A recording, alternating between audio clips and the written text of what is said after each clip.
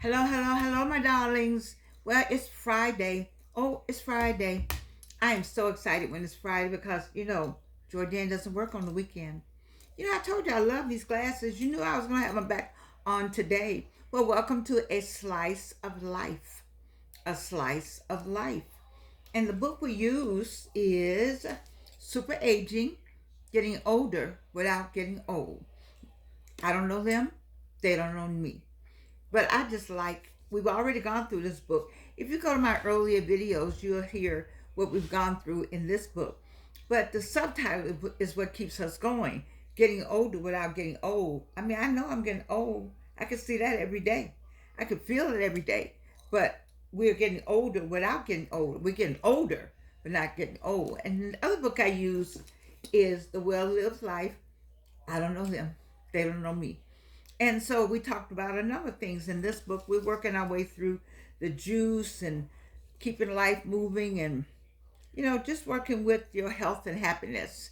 And so, but today I'm in another kind of mood. I don't know, I'm in a funny kind of mood. So I'm going to go ahead and talk about um, what I want to talk about. And that is thank you for joining me. Please subscribe and please say a thumbs up. I'm learning. I'm learning. If you don't do thumbs up and you don't say subscribe, you just don't get anything happening with YouTube. But let me tell you. So yesterday, maybe last night, maybe it was last night. Oh, I was up to 5. I don't know what day it was because I was up to 6 this morning. But anyway, I was watching HGTV and Egypt. Is it Married to Real Estate? Married to Real Estate. Maybe that's the show. I think her name is Egypt. You know what I wanted to talk? Oh, wait. I had something on here I wanted to talk about. Oh, there it is. Anyway, what I liked was this couple, Egypt and her husband. They have a show on HGTV called Married to Real Estate. And they had a black couple last night that they were working with in terms of renovating the house or buying another house. They were senior people, but so she said she wanted a kitchen, a bigger kitchen, and because they have a catering service, the children were there to put their 2 cents in, like it really mattered, because it was baby who ran everything, and that's what he said in the end. Give baby whatever she wants. I really thought about that thing. I was like, wow. So let me just give you this. So she said, well, Egypt said, well, we need to go and look at other houses because you may not have to spend. Oh, I know. Egypt and her husband said, the renovations you want gonna cost $125,000. Well, you can almost buy a house with that, but not really, but you can. So it's a good down payment. But anyway, the husband said, "Oh, let's go look at other houses then," because Egypt's position was the 125,000 you putting over here, put that same 125,000 in this house with everything in it. So they went and looked at a house, and she didn't like this, and he liked that, and it was all right. And the children were, well, this is good. It wasn't a bad idea. And then they said, well, we're gonna go look at a second house. This is what I like when he said, we're not looking at a second house. I don't want to move. Give baby whatever she wants. Oh my God. I just love that. And so they didn't go look at a second house in Egypt, and her husband, I should know his name by now, was just outdone because he was like, I'm not going to go look at a house. And she probably has already told him somewhere, I don't want to move. And I don't know, but I like the way he looked at her. It was the look of love. It was, he looked at her. You know what I liked, why I wanted to do this show on a Friday night about the look of love? It's that look that a man, or we got same sex now, so I don't know how to frame this, but it's the look that the person gives you when they love you. Back in the day, oh, you can't say that. I got a daughter in. They love your dirty. You know what I'm saying? That's old school. They loved everything about you. Everything. They didn't care what. The person who would love me like that, I could take this off. I already don't have any teeth, and they wouldn't see none of that. they would be like, I love Jordan. You see, so it was the look he gave her. Wait a minute, I had my phone. Oh, I was supposed to turn my phone off. But anyway, it was the look he gave her. And it's the look you give, it's the look of love was what I'm talking about tonight. That look, let me get the settings. I'm sorry. I don't want this doing all this. And I was so busy finding what I wanted to talk about on here. Okay, then I go back to, I apologize, everybody. But anyway, I wrote a song called Something Happened Today. I write music, or at least I sing it and somebody writes it, but notes it for me. Myra Pierce mostly, but but I wrote a song called Something Happened Today, and I wrote the song because the person looked back at me, and he didn't look back at me like he always looks back at me. I worry about my mouth because there's no teeth, and I feel like I'm going sideways. I'm talking sideways, way up here. I know y'all be glad when I get some teeth. I will too. I think it's bothering me now. Anyway, he looked back at me. And the way he looked back at me made me write the song. Something happened today, because he never looked at me like that. And so, with that look, you all know that look that you give one another that you've never given each other that look before. By the third date or the fourth date, or however it is, over time. The reason why he could say baby, give baby, we don't know what baby had to go through. They had been married a number of years. They had a catering business, 2 grown children.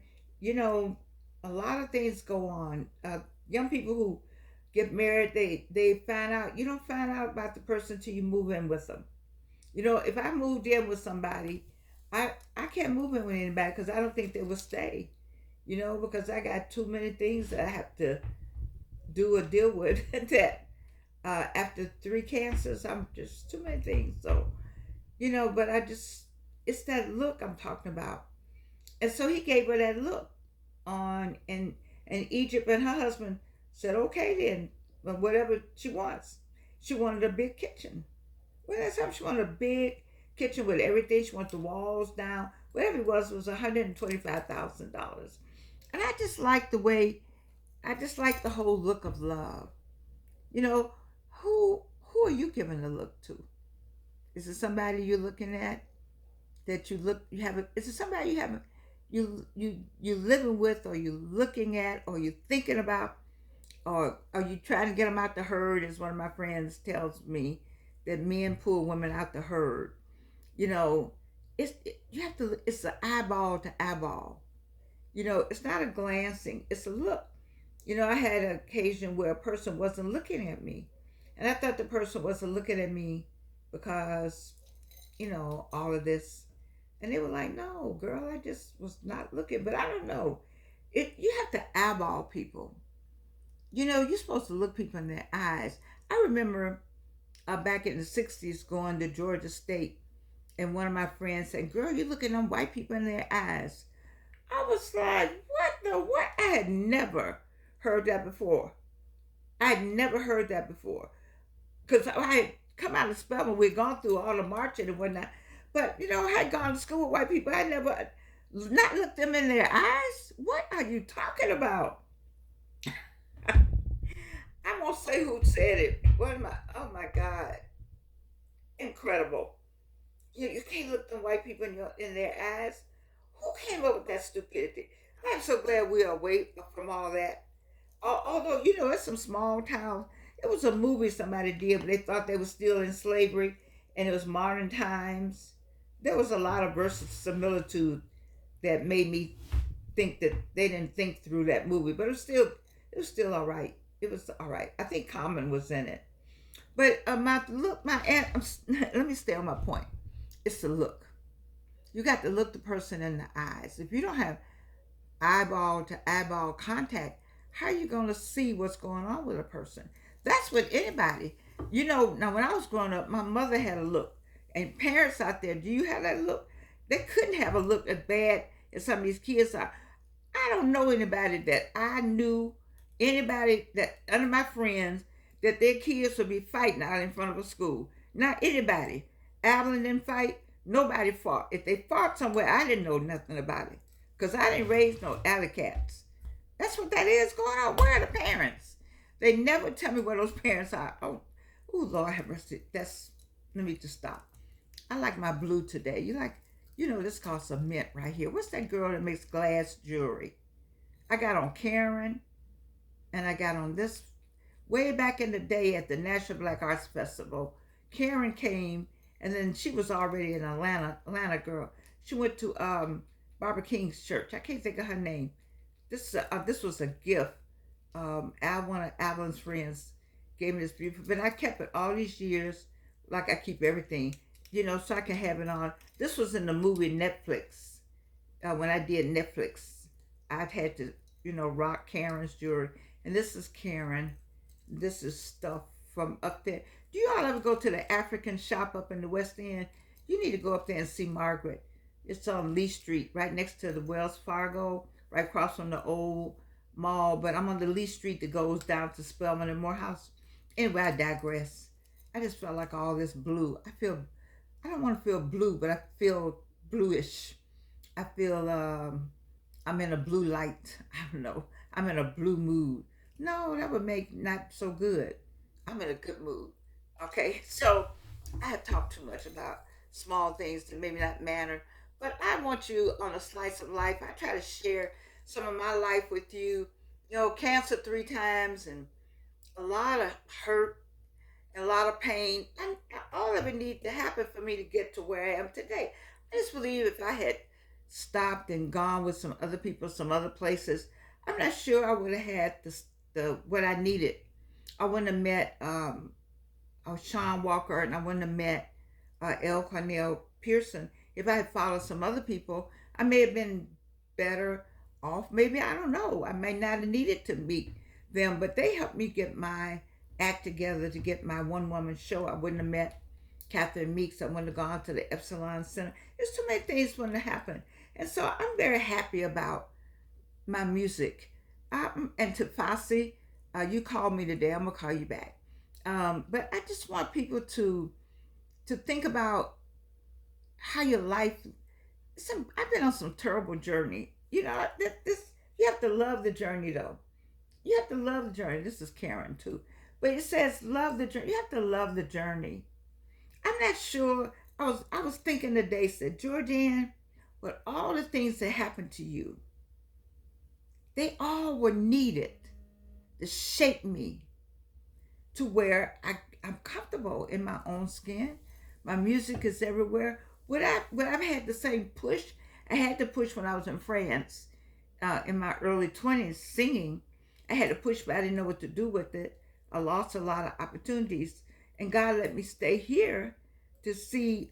He's doing great works with me. So my music is out. You can find it on all platforms, all 27 of them, and I'm happy about that because I want someone else to sing my songs. I do. I don't care about singing them. I want you to know about them so you can sing them. Although I had somebody say to me, you should sing your own songs. I don't mind singing my own music, but I don't know who wants to come see. I don't know who wants to come see. If I was Lena and somebody you really been knowing a long time, maybe you want to come see me. But I don't know what would be the draw. Older woman trying to get some teeth money. I don't know.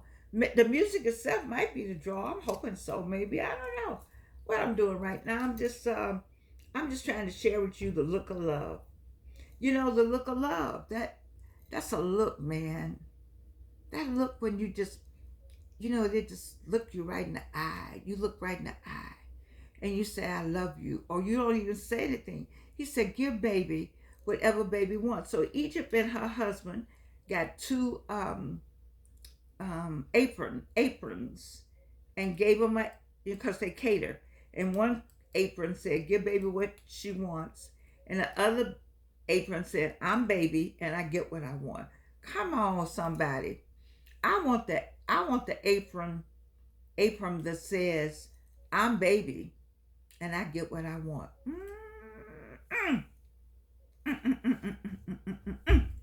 just like all that. So anyway, I don't know what the law is. I probably could read a couple lines, but it says, I can hardly wait to hold you, feel my arms around you.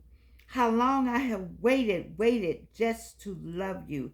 Now that I have found you, you got the look of love. I think it was Burt Bacharach. I love when he and Hal David wrote all those songs. I used to sing other people's songs. I don't sing other people's songs now. I only sing what I write. John Legend sings what he writes. Alicia Keys sings what she writes. Mariah Carey sings what she writes. Georgianne Thomas sings what I write.